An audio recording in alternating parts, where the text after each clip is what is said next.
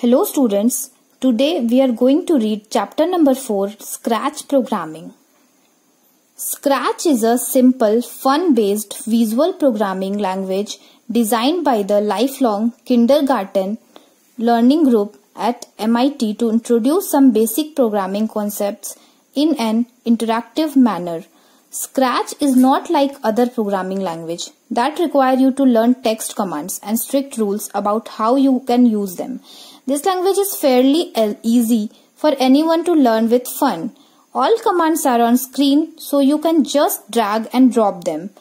It enables you to quickly see results of your work and even includes graphics and sounds.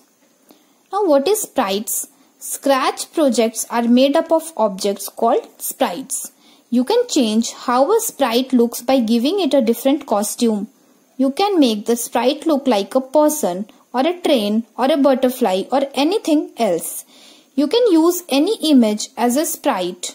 You can draw an image in the Paint editor, import an image from your hard disk, drag an image from a library or capture an image from the connected web camera. Now, what is scripts? You can give instructions to a sprite, telling it to move or play music or react to other sprites. To tell a sprite what to do, you snap together the blocks into stacks called scripts program. Scripts are created by snapping blocks together. Each block represents a different command or action that tells the application how to execute. When you execute or run a script, Scratch runs the blocks from the top of the script to the bottom. Now, generating a new sprite. We can generate a new sprite through the New Sprite buttons located just below the stage. Choose Sprite from Library. Scratch provides access to different collections of graphic files that you can add to your Scratch application as sprites. First, click on Choose Sprite from Library button. Sprite Library window appears. Step 2. Select the category for the sprite. By default, all is selected. Click on the sprite you want to add. Click on OK. Your new sprite is added to the sprite list as well as displayed on the stage.